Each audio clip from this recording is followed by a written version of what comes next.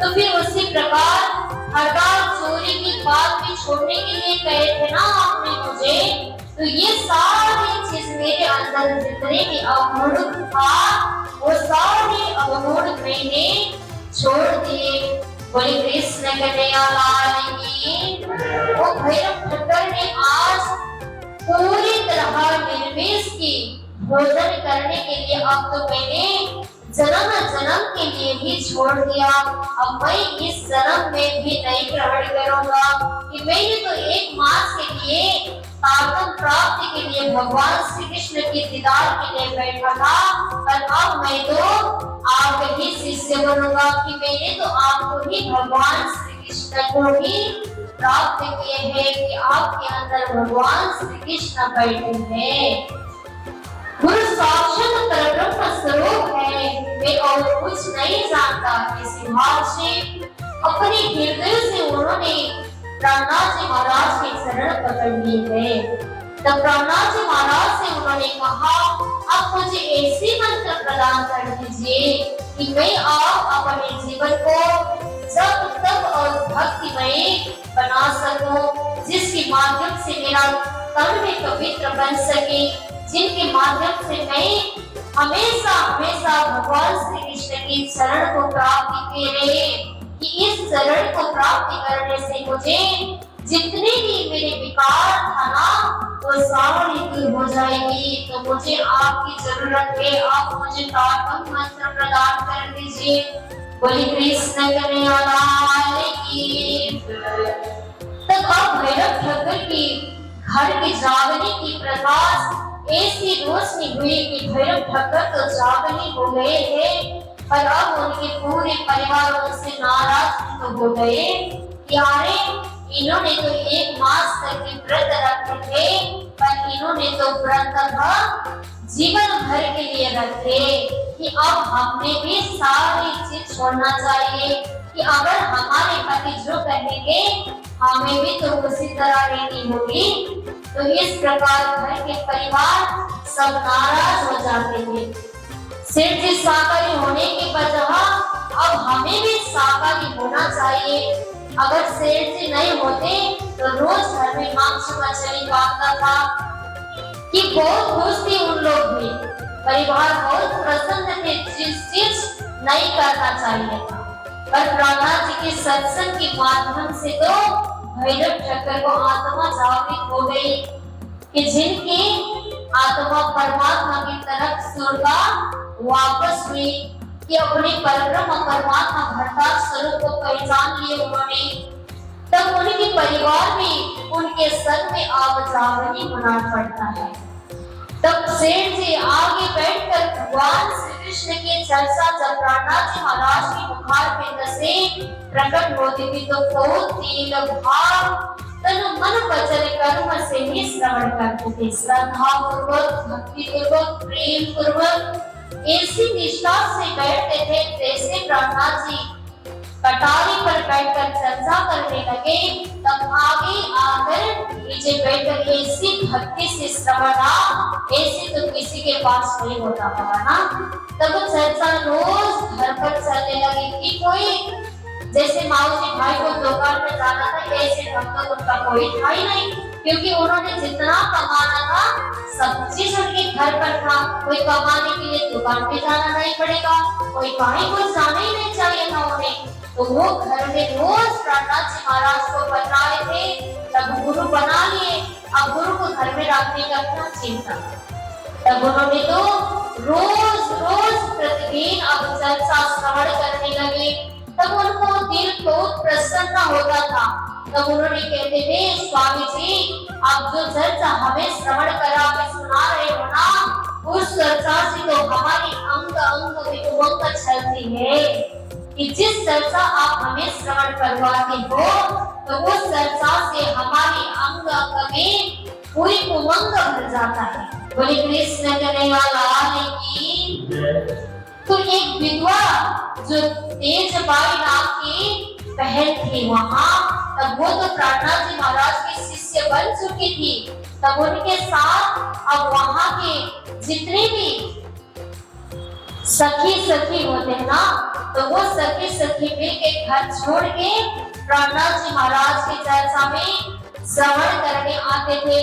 तो भड़साली उनके पति क्या कहते थे, अरे तुम तो मेरे घर की पत्नी को रोज वहां भैरव ठक्कर के घर ले जा रही हो, जब हम घर पर आते तब तो ये हमारी स्त्री घर पर नहीं होती, तो ढंग से भोजन भी नहीं बनता, तो हमारे कैसे अब ऐसा कब तक चलेगा। तब भैरव ठक्कर से आकर उन्होंने बातचीत करने लगे कि इन साधु का आप विदाई करो, कि हमारे घर में ऐसी हालत चल रही है कि इनके माध्यम से तो अगर इनको वापस भेजा जाए यहाँ से तो हमारा घर अच्छे से चल जाएगा। बोले कृष्ण कन्हैया लाल की। तब भैरव ठक्कर ने कही, राखो अपनी लोगाया बरजा, हवा बुलावने न जात कहूँ को, अब आवत अपनी करजा। कहते कि मैंने तो मेरी आत्मा के लिए मेरे गुरुदेव को मेरे घर पर पधराया गया है, तो मैंने आपकी पत्नी को और आपको भी कहीं किसी को नहीं बुलाया है मेरे घर पर कि तुम लोग मेरे घर पर आ जाओ। पर अगर तुम लोग मुझसे ये कह रहे हो ना, तो सबसे पहला अपनी लोगाई को अपनी मर्यादा में खुद आप रख सकते हो, तो आप उनको वंचित कर सकते हो। बोले कृष्ण कन्हैया लाल की। तब उन्होंने यही कह दिया, राखो अपनी लोगाई आप अपने घर की स्त्री को संभाल के रखो, कि आपको उनको बाहर नहीं भेजनी होगी, तो तुम्हारे हाथ पर है, क्यों हमें बता रहे हो। हम बुलावना चाहता कामों को, मैं तो किसी को बुलाने के लिए नहीं जाता कि तुम्हारे घर के स्त्री को तो बुला के मैंने मेरे घर पर तो सत्संग श्रवण करवाने तो नहीं लाया है। अब आप अपनी कर्जा तो अपने जगह पर वो लोग आ गए। अब फिर वो भैरव ठक्कर को ऐसी बात सुनते हुए भड़साली अपने घर लौट रहे। तब कुलतेज बाई को कहने लगे, अरे तुम लोग हमारी स्त्री को क्यों ले जा रही हो, अगर तुम हमारी स्त्री तुम ही नहीं जाती तो हमारी स्त्री भी नहीं जाती, तो तुम भी अपने घर पर रहो। तब भड़सालियों को उन्होंने जवाब दी, अरे मैं तो विधवा स्त्री हूँ, अगर मैं भक्ति ना करूँ तो कौन भक्ति करेगा, मैं तो अपना जगह पर ठीक हूँ, मेरे रोकने वाले तुम लोग कोई नहीं हो, मेरे तो परमात्मा के बगैर और कोई है ही नहीं, तो मैं भजन भक्ति में मेरा जाना परम निष्ठा है, मुझे कोई रोक नहीं पाएगा। तुम अपनी पत्नी को अपने संभाल के रखना, कि आपको उन लोगों को वहां भेजनी नहीं होगी, तो तुम उन लोगों को समझाना। बोले कृष्ण कन्हैया लाल की। तो उस समय तेज बाई ने की बात को नहीं मानी।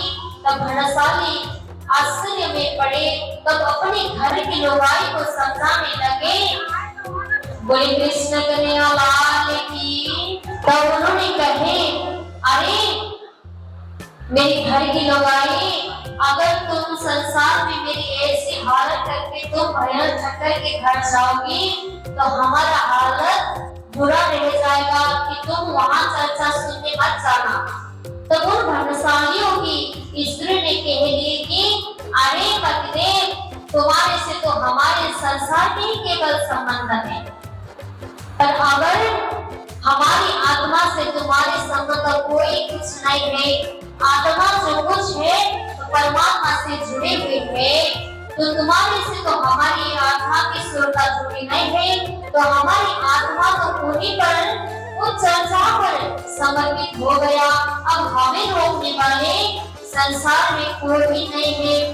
तब अब यहाँ सबकी बात बैठने के सुन गया।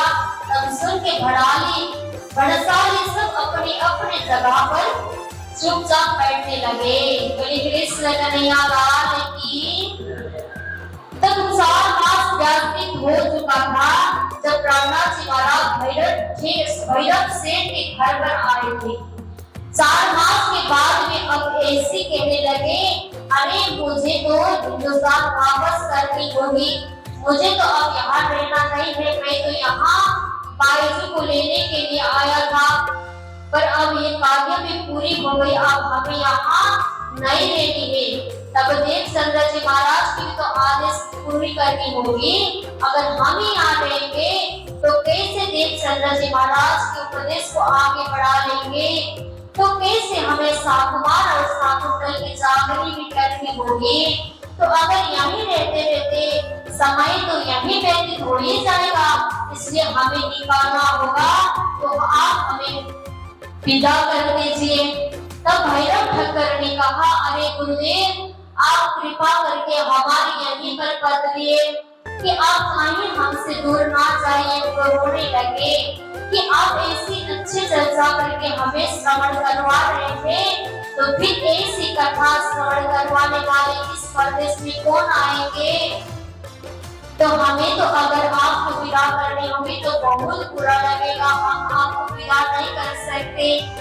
आपको हमारे घर पर ही रखेंगे, हम आपको यही संभाल के रखनी होगी। तब एक बार उन्होंने ऐसी बात कर रहे थे, तब उनको दिल पर अच्छा नहीं लगा था।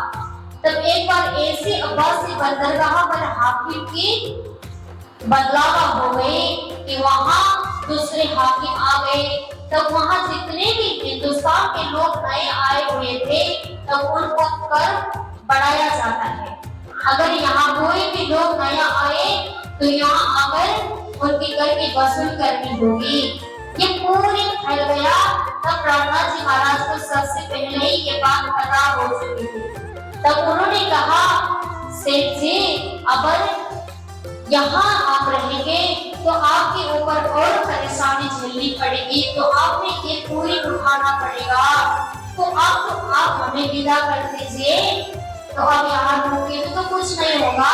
आप हमारे दिए हुए ज्ञान को श्रवण की बजाय आपने हमारे चिंतन पर खुद के अंदर चिंतन मनन करते हुए अपने जागने पद को आगे बढ़ाना, यही ज्ञान देते थे प्रहलाद। जहाँ भी चलते थे यही ज्ञान देते, वही चलते थे। बोले कृष्ण कन्हैया लाल की, प्राणनाथ प्यारे की। तो प्रहलाद जी की ऐसी घड़ी में सेठ जी के दिल पर बहुत चोट लगी कि अरे इस महान सद्गुरु को हम कैसे भेजे, उनके दिल पर रात भर नींद नहीं पड़ी होगी। तो उन्होंने सारे प्रहलाद जी की उनकी यथाशक्ति जो था, जैसे जैसे सेवा करनी थी, उन्होंने कपड़ा बर्तन पूरी तरह बासन कपड़ा धन दौलत इत्यादि की सेवा की, उन्होंने कोई कमी नहीं रखी। साधु संत की विदाई ऐसे किया गया, कोई कमी नहीं दी, क्योंकि आप हमारे घर पर रहे थे तो उनके घर पर कोई कमी ही नहीं था। तो ऐसे ही उन्होंने पूरी तरह प्रहलाद जी के लिए जहाज में बैठाने जब गए, तब वहां पर उन्होंने आभूषण भेजा था कि बाजू महारानी के लिए भी भूषण इत्यादि पहनाए। तब प्रहलाद जी के लिए पूरे सिरपाव से पूरी सेवा की। तब बाजू महारानी को भी इसी ढंग से सेवा की। तब वहां से जैसी क्षमता जैसी योग्यता उनके ऊपर थी, वैसे ही ढंग से उन्होंने सेवा पर अपने गुरु के ऊपर समर्पित कर दिए थे। बोले कृष्ण कन्हैया लाल